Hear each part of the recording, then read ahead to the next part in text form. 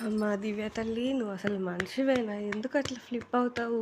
బన్నీ గారేమో నీ దగ్గరకొచ్చి నువ్వు నా చెల్లిగా ఉండు, నువ్వు నా చెల్లి నేను నా చెల్లిలా ఫీల్ అవుతున్నానని ఏం చెప్పలేదు కదా! అసలు బన్నీ గారు నీ నుండి ఏం గూడా ఎక్స్‌పెక్ట్ చేయలేదు కదా! అండ్ మోర్ ఓవర్ బన్నీ గారిని లైక్ కమాండ్ చేసే హక్కు మీకెక్కడిది చెప్పండి? అట్‌లీస్ట్ తన ఏజ్‌కైనా మనం రెస్పెక్ట్ ఇయ్యాలి కదా! ఇప్పుడు తనూజ గారు బాండింగ్ ఎంత ప్యూర్‌గా ఉంది. ఫస్ట్‌లో నువ్వు రాకముందు వాళ్ళ బాండింగ్ ప్రతి ఒక్కరికి నచ్చేది. ఎప్పుడైతే నువ్వు హౌస్‌లోకి ఎంటర్ అయ్యావో అప్పుడు వాళ్ళ బాండింగ్ పోయే, మధ్యలో నీ బాండింగ్ పోయే, అసలు బన్నీ గారికి వాల్యూ లేకుండానే పోయే.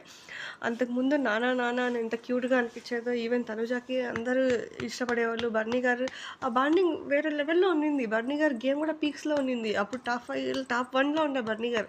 నువ్వు ఎప్పుడైతే లెగ్ పెట్టావో అప్పటినుంచి తగులుకున్నావు చూడు ఆ అన్నని. అసలు కొంచెం మెచ్యూర్డ్‌గా ఆలోచించు దివ్య. సిట్యుయేషన్స్‌ని బట్టి వాడుకోకూడదు జనాల్ని. అన్న అన్న అన్నప్పుడు అన్నలాగే ఉండాలా. ఇప్పుడు ప్రతిసారి తను మీకే సపోర్ట్ చేస్తే తన గేమ్ ఆడేదొద్దా? అసలు మీరేమనుకుంటున్నారు?